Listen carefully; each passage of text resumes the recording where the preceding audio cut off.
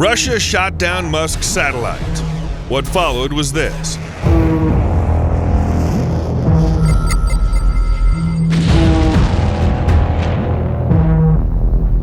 In the modern world, outer space has become an arena for scientific research and geopolitical confrontations.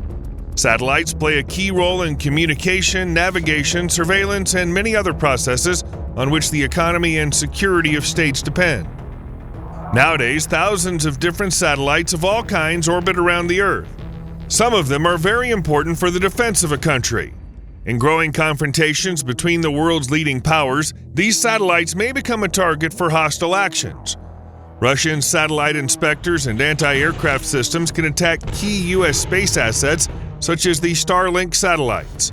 This scenario, while hypothetical, raises many questions. What would be the consequences of such a move? What technical, political, and strategic changes would result from the destruction of one or more of these satellites? In this video, you'll find out. Russia possesses a range of technologies to neutralize satellites in orbit, including both specialized satellite inspectors and anti-satellite defense systems. Let us tell you more about the first and second Russian weapons. Inspector satellites are specialized spacecraft designed to perform diagnostics, maintenance, and monitoring tasks for other satellites in orbit. While their official purpose is peaceful operations such as satellite inspection, they can also be used for more aggressive actions, including the possible destruction or disabling of enemy satellites. These vehicles have attracted the attention of experts from different countries due to their high maneuvering capabilities and stealthy operations. Russia's put many such spacecraft into orbit. Let's briefly talk about the most famous ones. The first of them is Cosmos 2499, launched in 2014. This vehicle became known for its ability to approach other objects in orbit and maneuver near them. It performed complex trajectories, leading to speculation about its inspection capabilities and possible attack. Next, Cosmos 2519 was launched in 2017. This vehicle also demonstrated capabilities to inspect other satellites. It launched a smaller sub-satellite, Cosmos 2521, which could maneuver and approach other objects in orbit. Finally, in 2019, Russia launched Cosmos 2542 and Cosmos 2543 satellites. These vehicles raised serious concerns among Western experts. Cosmos 2542 served as the main satellite, while Cosmos 2543 was a smaller craft that separated from its parent for inspection operations. Both satellites demonstrated high maneuverability and rendezvous capability with other satellites in orbit. In 2020, the satellites were spotted near U.S. military satellites, raising suspicions about the possibility of covert operations. So how could such inspection satellites destroy another satellite? The options are several. An inspection satellite can approach the target satellite at close range and use mechanical action to damage it. This could be the physical destruction of antennas, optical systems, or even the satellite body. It's possible to use manipulators to break off elements, direct collision, the so-called kinetic attack, or defeat with kinetic weapons, missiles, or even space cannons. Inspection satellites may also be equipped with electronic suppression systems capable of blocking signals or disabling the communication and navigation systems of the target satellite. This could lead to its loss of control or functional unusability without visible damage. In the future, Russian satellites could be equipped with laser or other energy systems capable of blinding the enemy satellite's optronic systems or disrupting its operation through directed energy effects. But Russia can destroy American satellites not only with the help of satellite inspectors, but also in a more traditional way, with the help of anti-aircraft missiles. First of all, we're talking about the A-235 Nudol missile, which is the main element of Moscow's missile defense. It's capable of destroying both intercontinental ballistic warheads and satellites in low Earth orbit. Therefore, it belongs to the class of anti-satellite weapons. The maximum intercept altitude is 1,000 kilometers or 620 miles. Recall that the orbital altitude of the International Space Station is about 420 kilometers or 260 miles. Satellites are hit either by a direct hit or by detonating the warhead at close range, which creates a powerful impact field of debris that destroys the target. Russia's also developed the S-500 Prometheus surface-to-air missile system, which can also destroy satellites at altitudes of up to 300 kilometers or 185 miles. So what targets in space can Russia attack? First and foremost is, no, not Starlink. With all due respect to the richest man on the planet, Elon Musk, his brainchild would not be the highest priority target. There are more important systems for U.S. defense capabilities. This is, for example, the National Reconnaissance Office's reconnaissance satellite system, consisting of the KH-11 and advanced Orion satellites. The satellites in this system are used for optical, radar, and infrared reconnaissance and to gather information on troop movements, missile launches, and other strategic targets. They provide critical data on the location of enemy forces, military equipment, and infrastructure, allowing the U.S. to plan military operations and prevent threats. Loss or damage to these satellites would significantly reduce U.S. intelligence and monitoring capabilities, but there's an even more important satellite system. It's the Space-Based Infrared System, or SBIRS for short. Its satellites track heat signatures from ballistic missile launches, providing the U.S. and its allies with early warning of possible nuclear strikes or other attacks. SBIRS is a key element of U.S. strategic defense, providing instant information about missile launches and giving time to respond to the threat. The destruction of its satellites could blind the U.S. early warning system, increasing the likelihood of a successful strike against U.S. or allied forces. This would significantly reduce the country's ability to respond quickly to threats. And in third place in terms of importance to U.S. defense capabilities is, no, not Starlink again, but as many as 3 military satellite communication systems. These are Mobile User Objective System, abbreviated as MUOS, a satellite communication system for mobile military users; Wideband Global Satcom, abbreviated as WGS, a high-performance wideband satellite system providing communications for the U.S. Armed Forces and their allies. Finally, Advanced Extremely High Frequency, abbreviated AEHF, is a satellite communication system to provide secure and jam-proof data communications. These satellite systems provide secure communications for the military, government organizations, and strategic commands. MUOS and WGS satellites play an important role in coordinating military operations, providing communications between different units, and transmitting data on the battlefield. AEHF provides secure communications in the event of a nuclear conflict.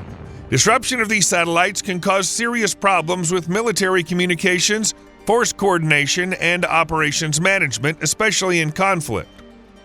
Next in importance are global positioning satellites, abbreviated GPS. They're used to provide global navigation, positioning, precise timing, and military and civilian applications such as aviation, navigation, agriculture, and mobile devices. The U.S. military depends extensively on GPS for guidance of cruise missiles, drones, aircraft, and other weapon systems. The loss of GPS satellites could significantly reduce the accuracy of navigation and weapons control. For an objective picture, it should be said that the war in Ukraine has shown that the Russian army has demonstrated an impressive ability to adapt to the new changes of precision weapons used against it. Whereas in the initial stages of hostilities, American HIMARS MLRS was a real disaster for the Russian army, today the situation has changed dramatically. Modern means of electronic warfare, or REB for short, have become a powerful tool in Russia's arsenal, successfully suppressing GPS signals necessary for the guidance of high-precision missiles. This has significantly reduced the accuracy of HIMARS strikes. Experts estimate that the effectiveness of the missile attack has been reduced by 90%. Now HIMARS is no longer the lethal tool it used to be.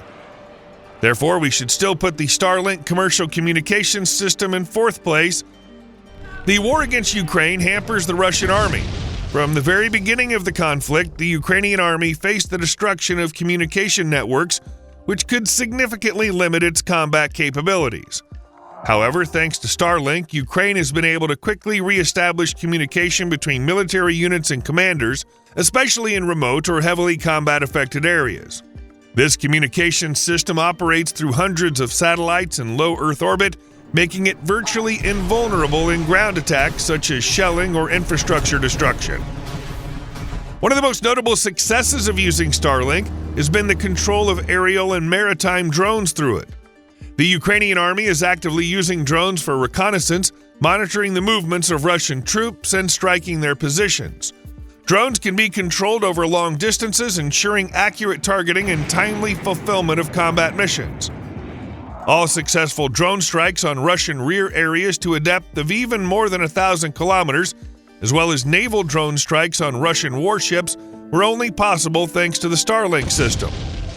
Ukraine was even able to attack a drone factory near Kazan, and that's almost 1,100 kilometers or 680 miles from its border. By the way, Kazan will host the BRICS Summit on October 22nd to 24th, where both Putin and Xi Jinping will be there. It'd probably be unpleasant if an air alert was suddenly and unexpectedly declared during the meeting.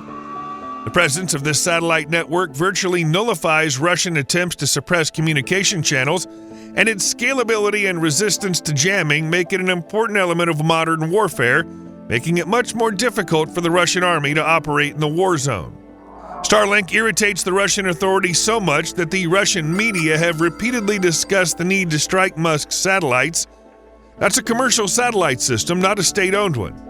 It doesn't belong to the Pentagon, so a strike on it by the White House would not be considered an attack on the United States followed by a nuclear strike, so it's Starlink that could be the first to come under Russian attack.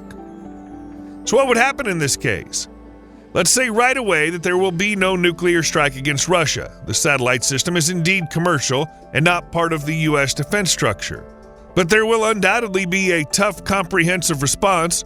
First, the U.S. will initiate a meeting of the UN Security Council and propose a tough resolution proposing the toughest possible sanctions against Russia. Russia will veto this resolution, but either way, Russia will be discredited, and the global South, as well as China, will start distancing themselves from Putin. The same India will start to think, is it worth buying oil from Russia? Is the commercial benefit worth the consequences of continuing to cooperate with Russia, a clear aggressor country? China will think the same thing. Besides, no one in the world will be delighted if hundreds and thousands of additional satellite fragments appear in the near space, which is already heavily littered with debris.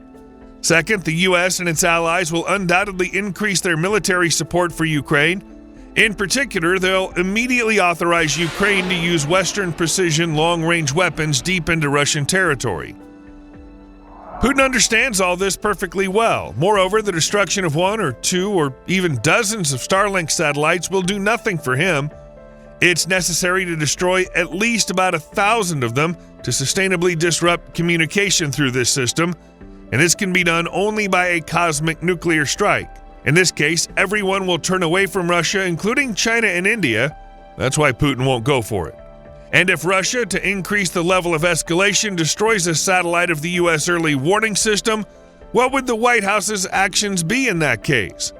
It would depend on whether it would be an isolated incident, i.e. a clear provocation, or whether Russia would attack the system as a whole to disable it.